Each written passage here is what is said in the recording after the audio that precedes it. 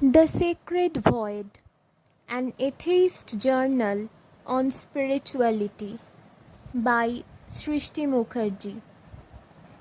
Dedicated to Saurabh Raj Jain, actor, the man who taught जो व्यक्ति ये जान लेता है कि वो स्वयं कुछ नहीं करता, उसी के हाथों कोई महत्व का कार्य हो पाता. Forward. This book aims to decode the term atheism and establish it as a different faith instead of labeling it as faithlessness. Hope the upcoming chapters will help you gain new perspectives without boring you. Happy reading. The Sacred Void.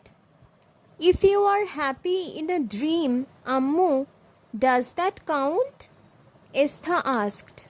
The god of small things, Arundhati Roy. Have you ever heard the term, quote unquote, spiritual discomfort? Well, I had heard it when I was reading philosophy in class 11. Honestly, I couldn't make head or tail of which resulted in me asking my teacher the real meaning of the term. She explained, "See, this isn't something you will know right back. It takes time. You will know this only when you feel this discomfort yourself."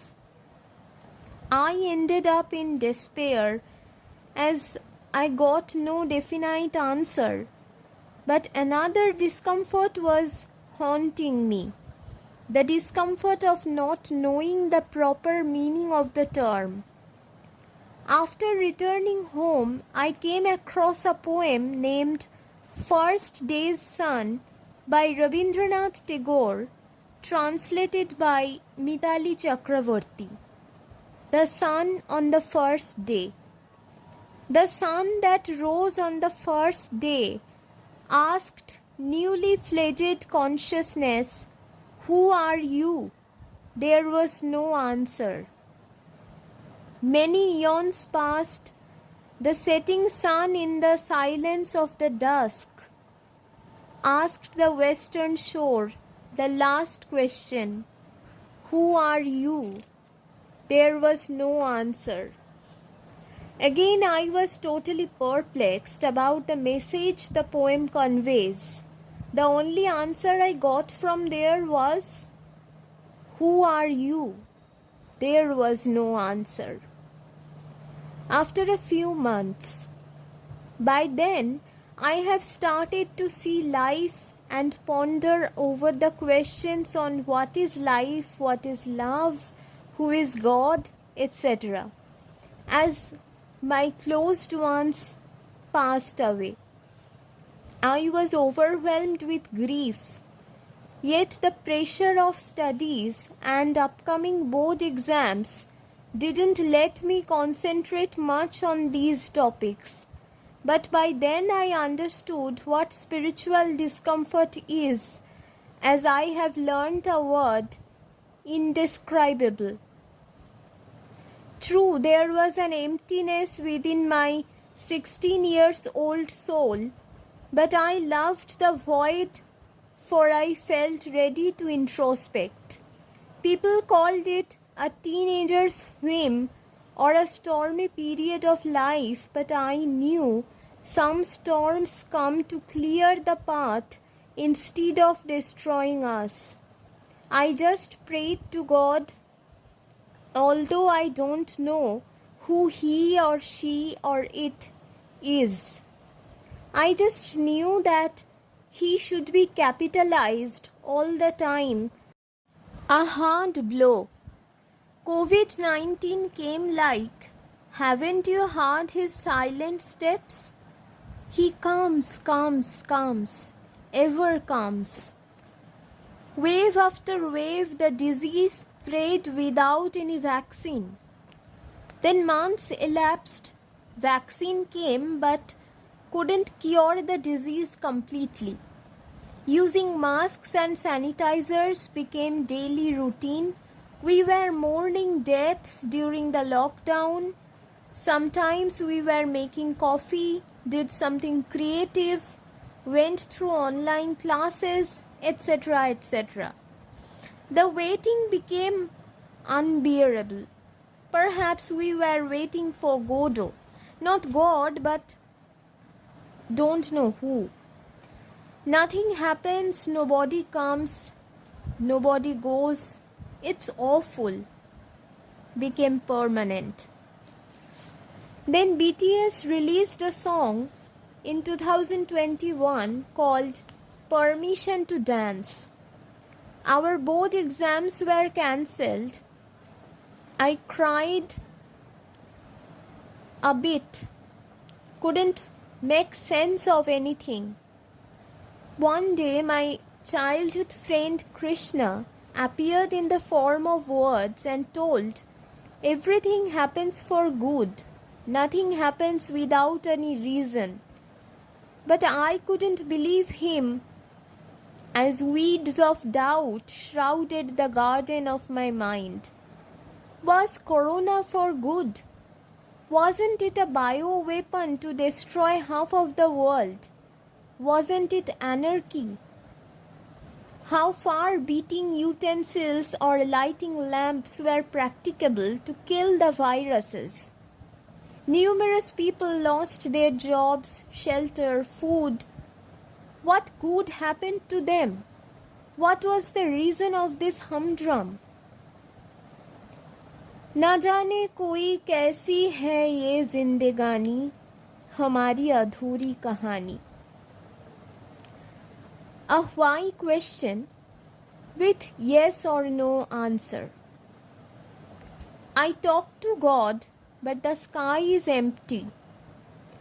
And Orion walks by and doesn't speak.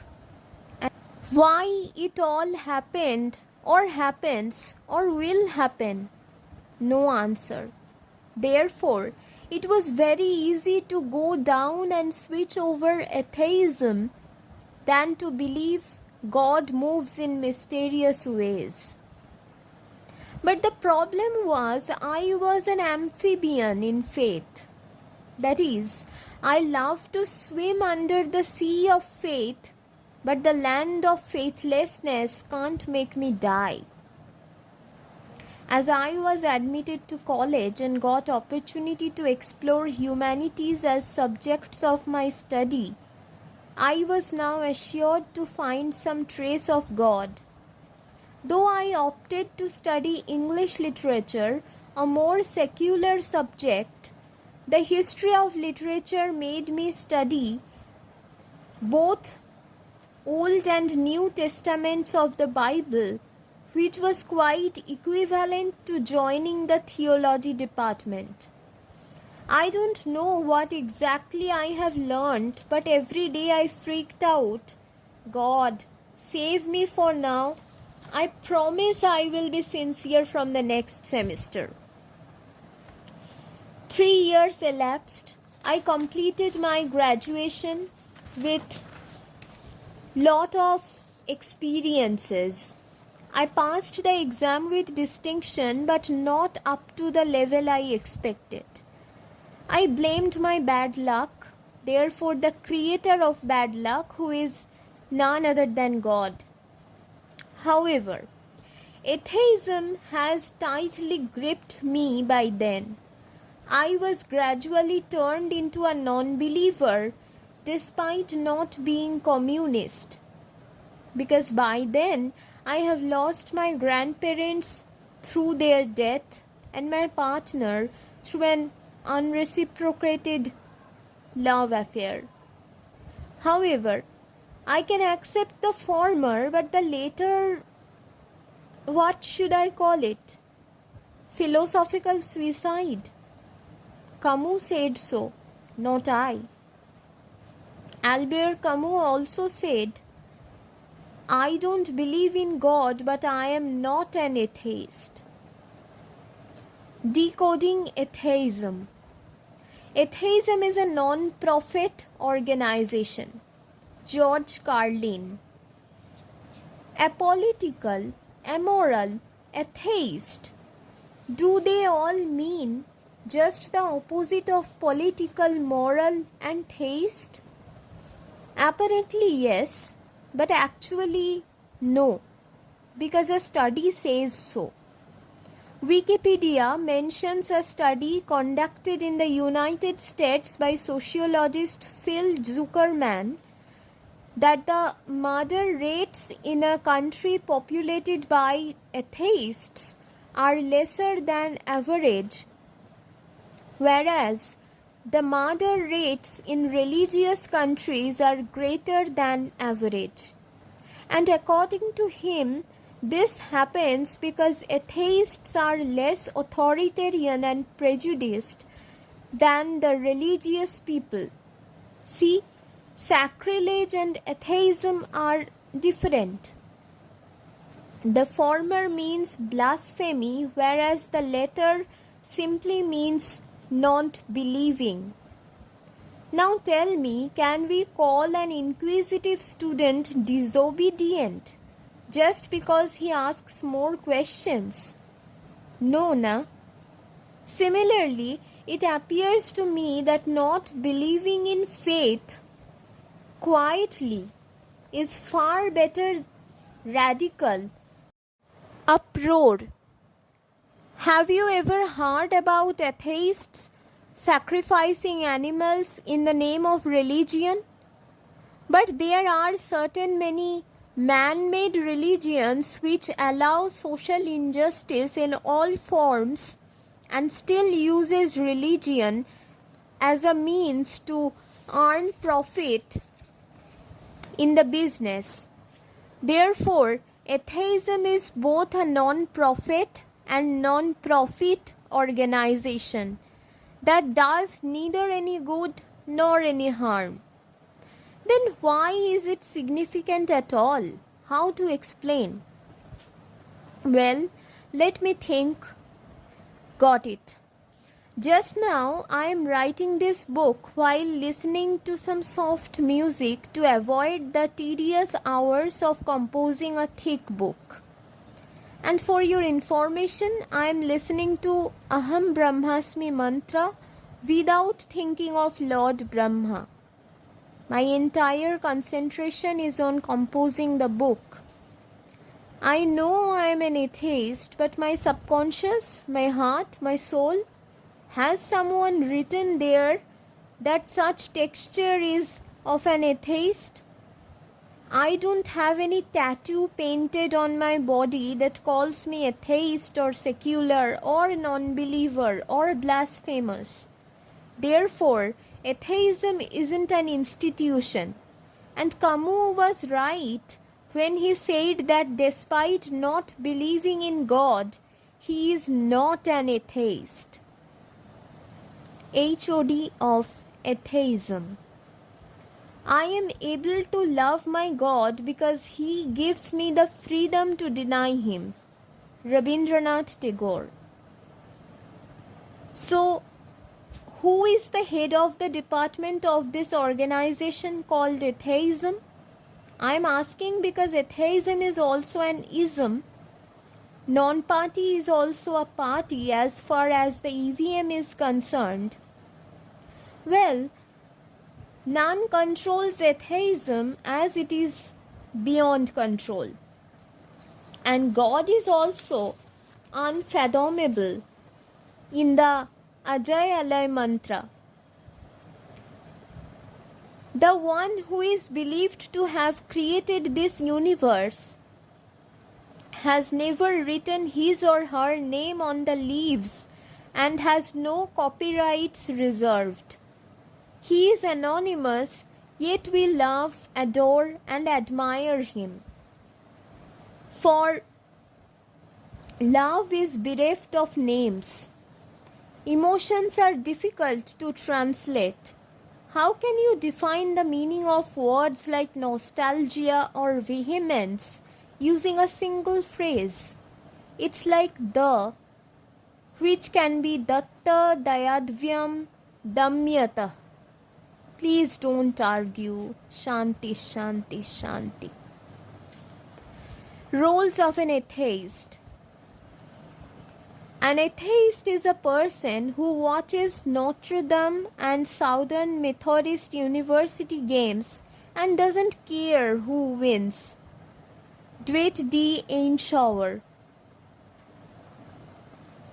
Can you recall Mahsa Amini of Tehran or Dr. Moumita Debnath of West Bengal? Google the incidents if you are prone to religious orders, because atheists will never be able to forget them. Palestinian people's burden of grief, Afghanistan's war, Indian poverty. Can your God watch these? Can you watch these?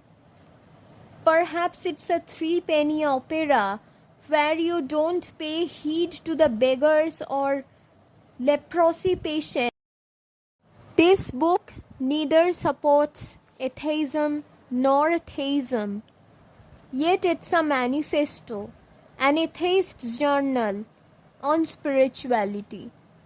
The term is a paradox itself, but if you delve deeper into the facts, theories, you will discover new realms of spirituality for sure. I have put my heart and soul to write this article. My name is Srishti Mukherjee. I am an amateur writer dealing with human psychology, spirituality, ethics and their complexities. I study masters in English from Calcutta University. My hobby is painting, gardening, composing poems. The Sacred Void is my first published article. For more updates, stay tuned to my YouTube channel.